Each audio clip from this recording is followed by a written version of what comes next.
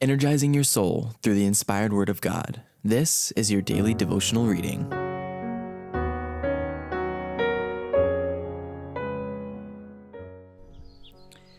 Our Daily Bread, The Great Controversy, Chapter 42. The controversy ended. December 22nd, Satan prepares for a last mighty struggle for the supremacy.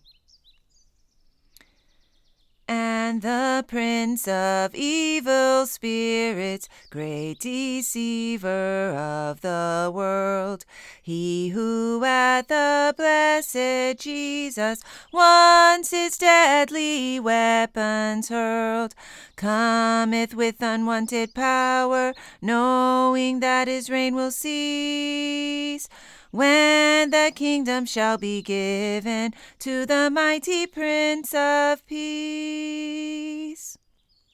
Satan prepares for a last mighty struggle for the supremacy. And his feet shall stand in that day upon the Mount of Olives, which is before Jerusalem on the east, and the Mount of Olives shall cleave in the midst thereof, toward the east and toward the west, and there shall be a very great valley, and half of the mountain shall remove toward the north, and half of it toward the south. Zechariah chapter 14, verse 4. At the close of the 1,000 years, Christ again returns to the earth. He is accompanied by the host of the redeemed and attended by a retinue of angels.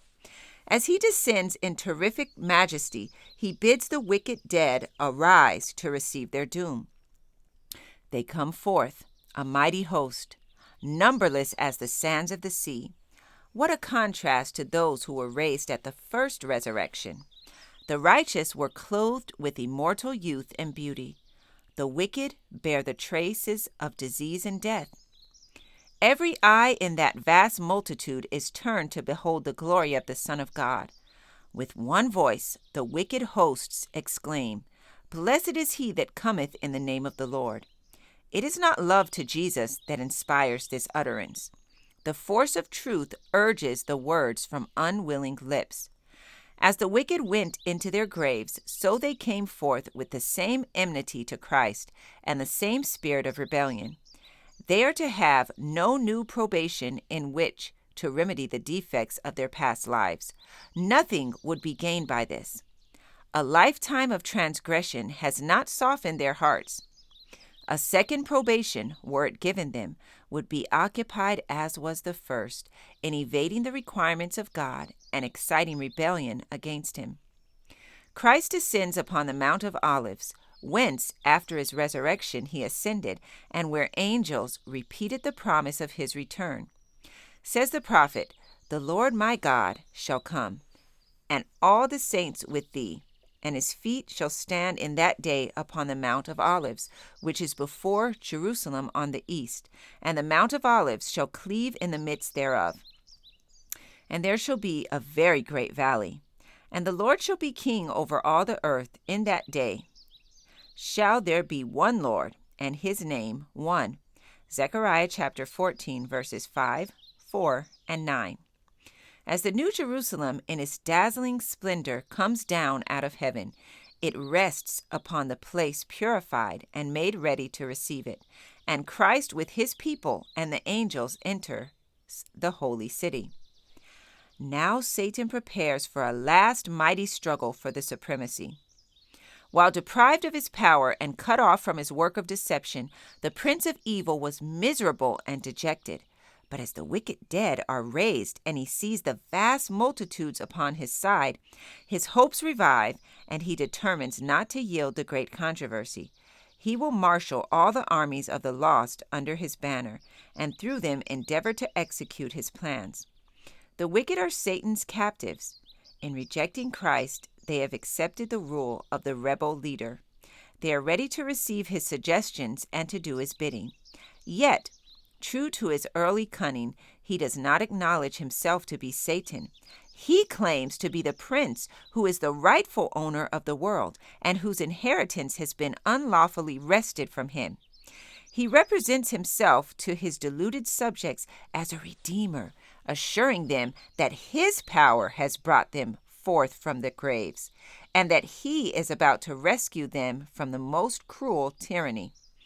The presence of Christ having been removed, Satan works wonders to support his claims. He makes the weak strong and inspires all with his own spirit and energy.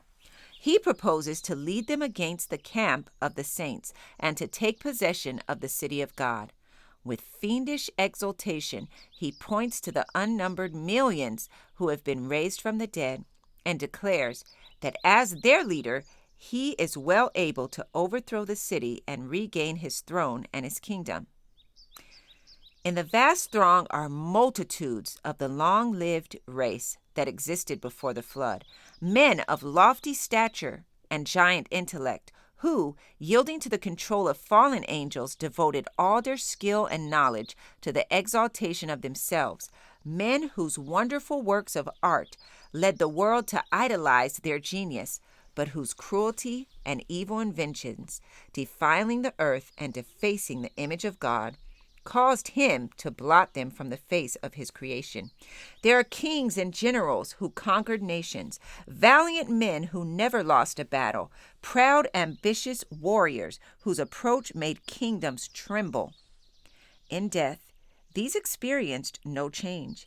As they come up from the grave, they resume the current of their thoughts just where it ceased.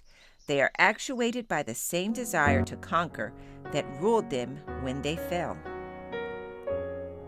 This passage was taken from The Great Controversy, pages 662 through 664. Our Daily Bread. Maranatha, the Lord is coming. I encourage you to be ye doers of the word and not hearers only. Thank you for listening, and be sure to join us tomorrow for your daily devotional reading.